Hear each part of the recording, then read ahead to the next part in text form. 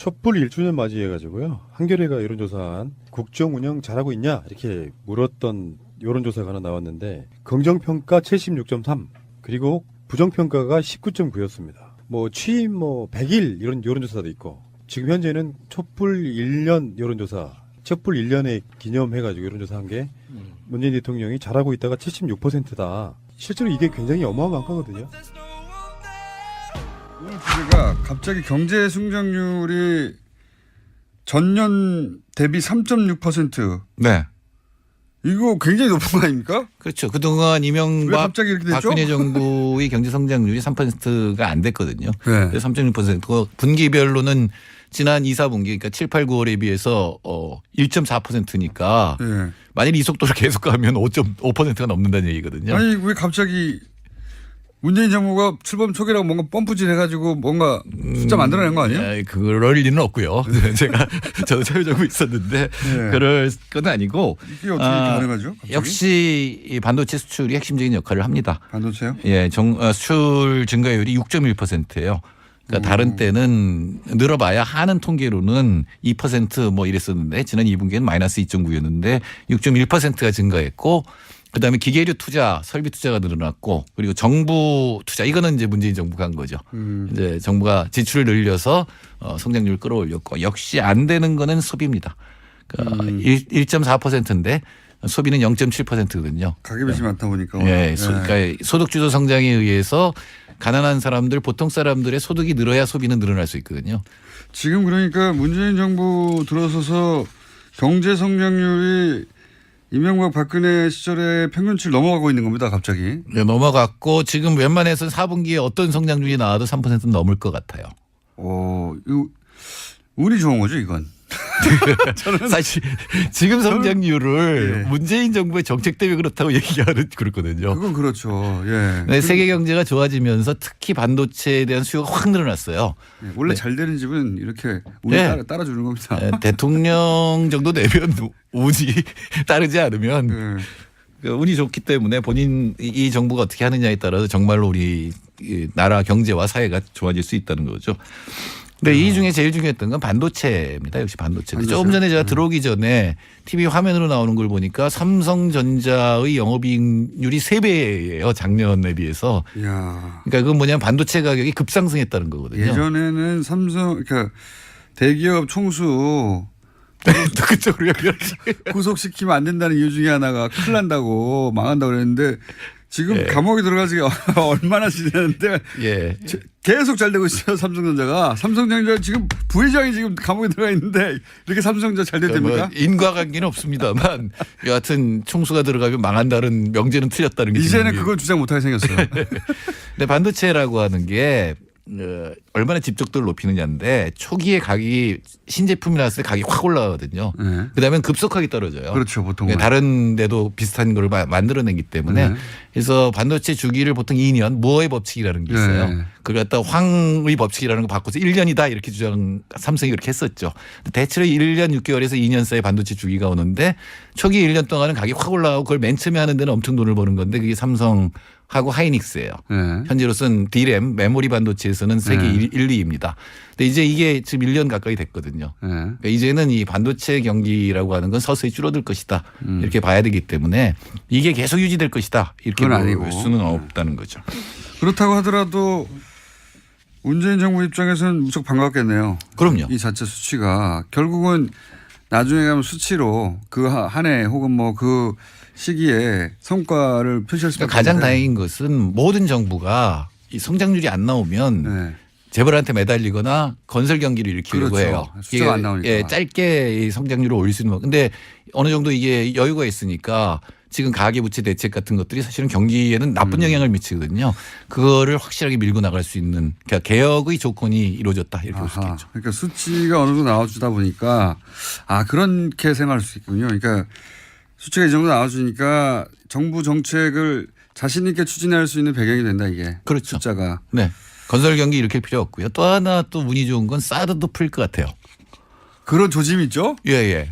그러니까 이게 갑자기? 사드가 앞으로 우리 예. 경제 성장의 발목을 잡을 거였는데 예, 시진핑 정부가 좀 있으면 이제 나오겠지만 이렇게 한국을 몰아붙여서 이 전체 동아시아 구도에서 좋을 게 없다 쪽으로 잡은 것 같다는 느낌이 지금 외신 쪽에서도 나오고 있습니다. 시진핑 자, 문재인 대통령의 지지율에 대한 이야기 잠깐만 하겠습니다. 촛불 1주년 맞이해가지고요. 한겨레가 여론조사한 국정 운영 잘하고 있냐 이렇게 물었던 여론조사가 하나 나왔는데 긍정평가 76.3 그리고 부정평가가 19.9였습니다. 뭐 취임 100일 이런 여론조사도 있고 지금 현재는 촛불 1년 여론조사 촛불 1년에 기념해가지고 여론조사한 게 문재인 대통령이 잘하고 있다가 76%다. 실제로 이게 굉장히 어마어마한 거거든요. 어떤 시기였냐면 지금까지는 대통령들이 취임을 하면 취임의 컨벤션 효과로 잘했으면 좋겠다라는 그런 방식으로 여론조사를 해서 그렇죠. 굉장히 많은 지지율이 처음에 나와요. 근데 그게 어떤 여러 가지 논란들이 섞이면서 2, 3개월 안에 대부분 빠집니다. 그래서 대통령 선거 때 득표율 정도로 이렇게 일단 가요. 그러다가 선거 하나가 있으면 그게 출렁하고 또 바뀌기도 하고 그러는데 문재인 대통령 지지율은 지금 거의 반년째 76%다. 4분의 3의 국민들은 문재인 대통령이 잘하고 있다고 느낀다. 이런 거거든요. 통계적으로는 압도적인 거의 몰표 수준인 거잖아요. 근데 재밌는 게 이게 중요해요. 지지의 확장성 이런 측면에서 문재인 대통령 지지했던 40% 넘는 분들이야. 그렇다 치고 나머지 분은 어디서 왔냐? 국민의당 안철수 후보 투표자의 63.9%, 바른정당 유승민 후보 투표자의 74.3%, 정의당 심상정 후보를 찍은 이의 94.5%가 문 대통령의 국정 운영에 긍정적인 의견을 냈습니다. 홍준표 찍은 사람들은요? 31%입니다. 심지어 32%가 홍준표 쪽에도 있어. 그러니 76% 지지율이 나오는 거죠. 바른정당 유승민 찍은 사람 중에 74.3%라는 것도 굉장히 눈에 띄네요. 워낙에 득표율이 낮아가지고 한 5, 6% 갖고는 어떻게 설명을 할 수 없는 방법이고 제가 봤을 때는 안철수가 20%를 찍은 사람이잖아요. 네. 안철수가 20% 득표를 얻었는데 그중에 63.9%가 찍고 있다는 것도 굉장히 놀라운 일입니다. 이거는 제가 봤을 때 나머지 안철수의 대통령 선거 때 표의 성향을 분석할 수 있다고 봐요. 그러니까 나머지 30몇 %의 사람들은 사실 보수 쪽에서 온 표들일 가능성이 되게 높다고 분석해 볼 수 있겠죠.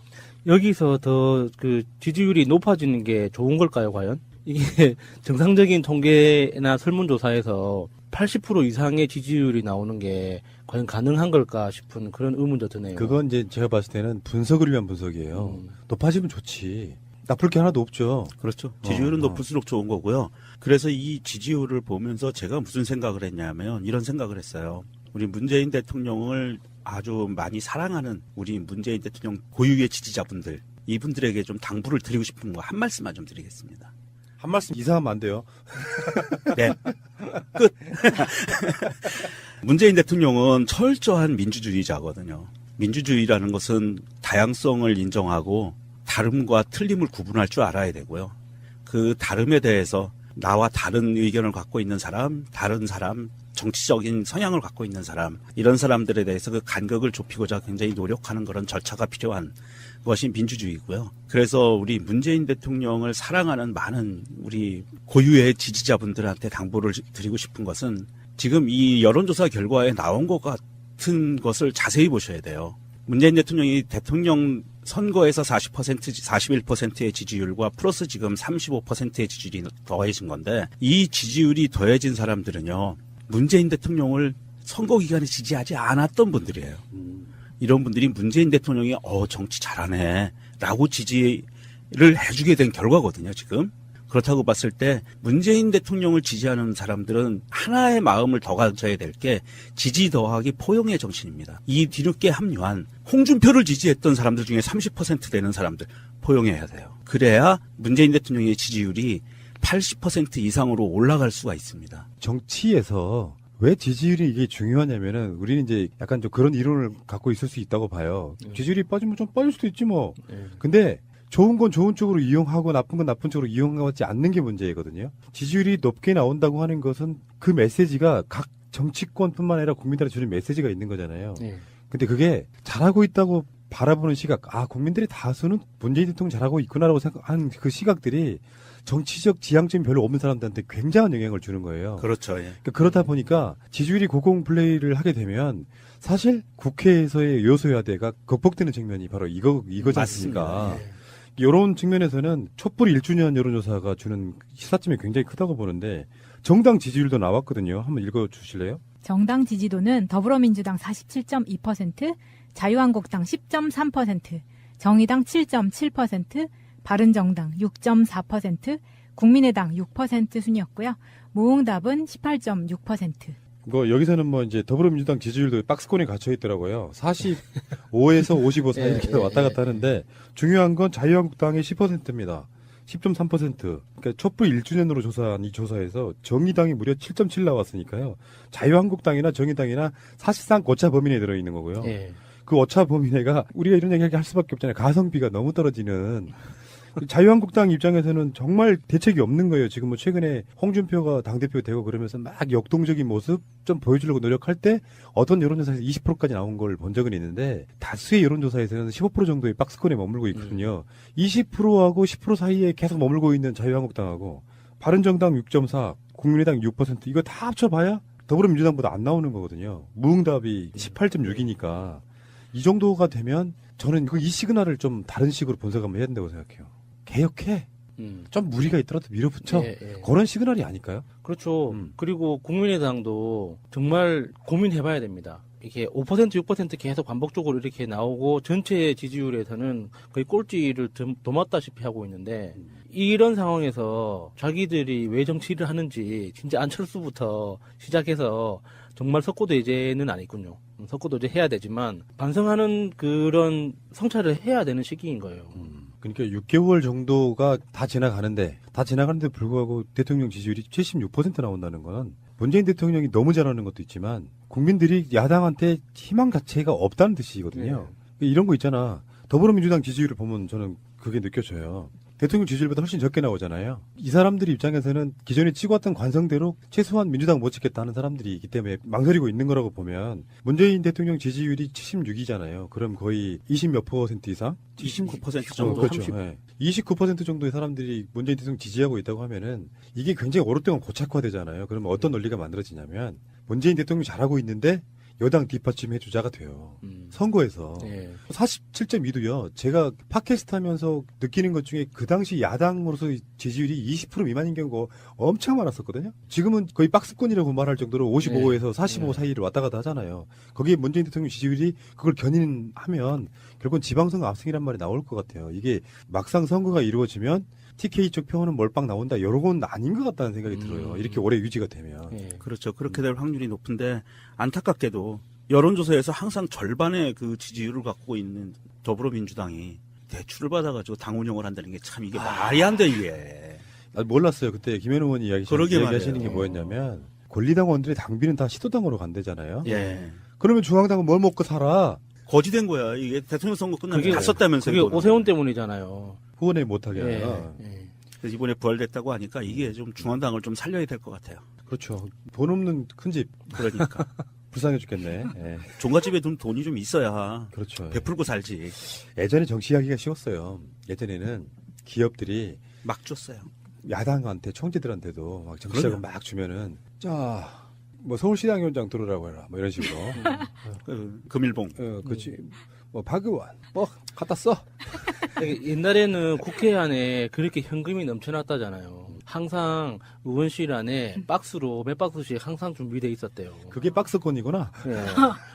그런데 그게 이제 김대중 대통령이 그 돈으로 하는 정치를 없애려고 그렇게 애쓰고 노무현 대통령이 완성을 한 거죠. 투명하게 중앙선거관리위원회를 통해서 이렇게 투명한 돈만 이렇게 오고 갈 수 있도록. 그래서 노무현 대통령이 완성한 그 정치 시스템이 잘 작동하고 있었는데 문제는 오세훈 같은 인간들이 악용하면서 그 중앙당 후원금 제도 자체를 없애버리면서 그 지역 정치 자체가 완전히 무너져 버린 거예요. 그래서 뒷돈 거래가 활발한 정당들만 계속 그 살아남은 거죠, 지금까지. 자유한국당을 왜 못 깨는지 여러분들 아시잖아요. 예. 부자 정당이기 때문에 그렇습니다. 네. 당산에 뭐네 해가지고 1,000억 원 정도의 당 재산이 있다고 해요. 그러니까 나가고 싶지가 않죠. 어떻게 보면 바른정당의 지금 자강파들도 마찬가지로 사실은 자강이 아니고 자강의 의미가 자유한국당으로 돌아가고 싶다잖아요. 근데 대등한 원칙에서 흡수되고 싶지 않다 하거든요. 그런 관점에서 보면 더불어민주당을 부자 좀 만들어주면 좋겠다 이런 생각해봐요. 물론 저는 자유한국당처럼 만들어주는 건 반대합니다. 너무 배부르면 이게 안 돼. 그러니까 적당한 정도로 활동을 할 수 있게끔. 투명하게 이렇게 당원들이 권리 당원들이 더 많아져서 투명하게 회계 내용을 들여다볼 수 있는 권리만 유지하면 아무리 부자가 된들 뭐 저들이 왜 이래? 어쩌겠어요. 그러니까 너무 많이 부자는 네. 만들어주면 안 되고요, 사실. 푸나님 말씀대로 배부르면 나태해지니까 2017년도 남은 2달 동안 50억, 내년 2018년도에 100억이죠? 예, 그렇죠. 그 정도까지만 더해주면 안 돼요. 그럴까? 그 정도까지만 해주면 돼. 잠깐만, 내가 그냥 써버릴까? 써버려. 저 아직 100억을 다 못 채웠는데 또 마저 써야 되나 이거. 머리 아프네. 그건 내년에 하라니까. 올해는 50억만 하면 돼요. 지지율이 잘 나오고 잘 나갈 때가 사실은 저도 살아보면 느끼는 건데요. 피크점 찍고 있을 때, 물론 어떤 게 피크점이라 말할 수 없는데, 그때 가장 조심해야 되는 것도 맞아요. 이게 어떤 자만심들이 결국에는 내리막을 찍게끔 만드는 요소가 되거든요. 제가 봤을 때 더불어민주당 지지율도 딱 적당해요, 이 정도가. 선거 때 가면 더 오르잖아요, 선거 효과로. 네. 그리고 대통령 지지율도 75% 정도가 저는 5년 내내 유지됐으면 참 좋겠네. 선거할 필요 없잖아요. 그런 관점에서 여러분들이 많이 좀 도와주시고요. 새가 나르든다에 당적 갖고 계시는 분들은 다 민주당입니다. 패널들 중에 제가 대충 세려니까 7, 8명이 민주당 극렬 당원이시더만 김열 극렬당원, 최민희 극렬당원, 김민석 극렬당원, 저는 야수 극렬당원. 당비를 무려 5,000원을 내고 있습니다. 그 자기가 셀프로 잘했으니까 정할 수 있는 거죠. 예. 이체를. 예. 남들 다 1,000원 할 때 5배나 예. 많은. 진짜 극렬당원 저기 계세요. 유명정님. 막 이상한 기념품 막 갖고 다니고. 와, 문재인 노무현 대통령 무슨 당선 기념 배지 이런 걸 갖고 다녀. 또 올라오신 분입니다. 이니 굿즈 네. 제일 많이 갖고 네. 계실걸요? 수집갑니다. 근데 저는 한 가지 좀 제안하고 싶어요. 마지막에. 네. 내년에 개헌할 계획이잖아요. 이게 대통령의 지지율이 70% 이상을 계속 평균적으로 매달 해서 임기 기간 동안 끝나면 자동 연장하는 걸로. 그럼 얼마나 중상모략이 있을까? 여론조사. 그러니까 5선까지는 자동 연장으로. 저는 그냥 그 정도면은 동상을 세워주자 뭐 이런 말이 나올 줄 알았는데 지금- 자동 연장 세네. 왜냐하면 잘하고 있으니까. 네. 그럴 건 아니고 이게 어떻게 아, 가능하죠? 갑자기? 역시 이 반도체 수출이 핵심적인 역할을 합니다. 반도체요? 예, 수출 증가율이 6.1%예요. 그러니까 다른 때는 늘어봐야 하는 통계로는 2% 뭐 이랬었는데 지난 2분기에는 마이너스 2.9였는데 6.1%가 증가했고 그다음에 기계류 투자, 설비 투자가 늘어났고 그리고 정부 투자 이거는 이제 문재인 정부가 한 거죠. 이제 정부가 지출을 늘려서 성장률을 끌어올렸고 역시 안 되는 거는 소비입니다. 그러니까 1.4%인데 소비는 0.7%거든요. 가계빚이 많다 보니까. 예, 그러니까 소득주도 성장에 의해서 가난한 사람들, 보통 사람들의 소득이 늘어야 소비는 늘어날 수 있거든요. 지금 그러니까 문재인 정부 들어서서 경제 성장률이 이명박 박근혜 시절에 평균치를 넘어가고 있는 겁니다. 갑자기. 네, 넘어갔고 지금 웬만해서는 4분기에 어떤 성장률이 나와도 3%는 넘을 것 같아요. 이거 운이 좋은 거죠, 이건. 사실 지금 성장률을 네. 문재인 정부의 정책 때문에 그렇다고 얘기하는 그렇거든요. 그건 그렇죠. 예. 네, 세계 경제가 좋아지면서 특히 반도체에 대한 수요가 확 늘어났어요. 예, 원래 네. 잘 되는 집은 이렇게 운이 네. 따라주는 겁니다. 네, 대통령 정도 되면 운이 따르지 않으면 예. 그 운이 좋기 때문에 본인 이 정부가 어떻게 하느냐에 따라서 정말로 우리 이 나라 경제와 사회가 좋아질 수 있다는 거죠. 근데 이 중에 제일 중요했던 건 반도체입니다. 역시 반도체. 조금 전에 제가 들어오기 전에 TV 화면으로 나오는 걸 보니까 삼성전자의 영업이익률이 3배예요. 작년에 비해서. 이야. 그러니까 그건 뭐냐면 반도체 가격이 급상승했다는 거거든요. 예전에는 그러니까 대기업 총수 또 그쪽으로 연결하지. 구속시키면 안 된다는 이유 중에 하나가 큰일 난다고 망한다고 그랬는데 지금 예. 감옥에 들어간 지가 얼마나 지났는데 예. 계속 잘 되고 있어요. 삼성전자가. 삼성전자 지금 부회장이 지금 감옥에 들어가 있는데 이렇게 삼성전자 잘 뭐 됐답니까? 인과관계는 없습니다만 여하튼 총수가 들어가면 망한다는 명제는 틀렸다는 게 이제는 지금 그걸 주장 못하게 생겼. 촛불 1주년 맞이해가지고요. 한겨레가 여론조사한 국정 운영 잘하고 있냐 이렇게 물었던 여론조사가 하나 나왔는데 긍정평가 76.3 그리고 부정평가가 19.9였습니다. 뭐 취임 100일 이런 여론조사도 있고 지금 현재는 촛불 1년 여론조사 촛불 1년에 기념해가지고 여론조사한 게 문재인 대통령이 잘하고 있다가 76%다. 실제로 이게 굉장히 어마어마한 거거든요. 오늘 주제가 갑자기 경제 성장률이 전년 대비 3.6% 네. 이거 굉장히 높은 거 아닙니까? 그렇죠. 그동안 왜 이명박 갑자기 이렇게 됐죠? 박근혜 정부의 경제 성장률이 3%가 안 됐거든요. 네. 그래서 3.6%가 분기별로는 지난 2, 4분기 그러니까 7, 8, 9월에 비해서 1.4%니까 네. 만일 이 속도로 계속 가면 5.5%가 넘는다는 얘기거든요. 아니 왜 갑자기 문재인 정부가 출범 초기라고 뭔가 펌프질 해가지고 뭔가 숫자 만들어낸 거 아니에요? 그럴 리는 없고요. 저도 차유정부 있었는데. 근데 반도체라고 하는 게 얼마나 집적도를 높이느냐인데 초기에 가격이 신제품이 나왔을 때 가격이 확 올라가거든요. 네. 그다음에 급속하게 떨어져요. 그렇죠, 보통은. 다른 데도 비슷한 걸 만들어내기 때문에 네. 그래서 반도체 주기를 보통 2년 무어의 법칙이라는 게 있어요. 네. 그걸 갖다 황의 법칙이라는 거 바꿔서 1년이다 이렇게 삼성이 그렇게 했었죠. 대체로 1년 6개월에서 2년 사이 반도체 주기가 오는데 초기 1년 동안은 가격이 확 올라가고 그걸 맨 처음에 하는 데는 엄청 돈을 버는 건데 그게 삼성하고 하이닉스예요. 네. 현재로서는 D램 메모리 반도체에서는 세계 네. 1, 2위입니다. 근데 이제 이게 지금 1년 가까이 됐거든요. 네. 그러니까 이제는 이 반도체 경기라고 하는 건 서서히 줄어들 것이다. 이렇게 봐야 되기 때문에 이게 계속 유지될 것이다. 이렇게 그건 볼 아니고. 수는 없다는 거죠. 그렇다고 하더라도 문재인 정부 입장에서는 무척 반갑겠네요. 그럼요. 이 자체 수치가 결국은 나중에 가면 수치로 그 한 해 혹은 뭐 그 시기에 성과를 표시할 수밖에 그러니까 가장 없는데. 다행인 것은 모든 정부가 이 성장률이 안 나오면 네. 재벌한테 매달리거나 건설 경기를 일으키려고 그렇죠. 해요. 숫자가 안 나오니까. 예, 짧게 이 성장률을 올릴 수 있는 거. 근데 어느 정도 이게 여유가 있으니까 지금 가계부채 대책 같은 것들이 사실은 경기에는 나쁜 영향을 미치거든요. 그거를 확실하게 밀고 나갈 수 있는 그러니까 개혁의 조건이 이루어졌다 이렇게 볼 수 아하. 있겠죠. 그러니까 수치가 어느 정도 나와주다 보니까 그렇게 생각할 수 있군요. 그러니까 수치가 이 정도 나와주니까 정부 정책을 자신 있게 추진할 수 있는 배경이 된다 이게. 그렇죠. 숫자가. 네. 건설 경기 일으킬 필요 없고요. 또 하나 또 운이 좋은 건 사드도 풀 것 같아요. 그런 조짐이 있죠? 예, 예. 그러니까 이게 갑자기? 사드가 앞으로 우리 예. 경제 경제 성장의 발목을 잡을 거였는데 예, 시진핑 정부가 좀 있으면 이제 나오겠지만 이렇게 한국을 몰아붙여서 이 전체 동아시아 구도에 좋을 게 없다 쪽으로 잡은 것 같다는 느낌이 지금 외신 쪽에서도 나오고 있습니다. 시진핑 자, 문재인 대통령의 지지율에 대한 이야기 잠깐만 하겠습니다. 촛불 1주년 맞이해가지고요. 한겨레가 여론조사한 국정 운영 잘하고 있냐 이렇게 물었던 여론조사가 하나 나왔는데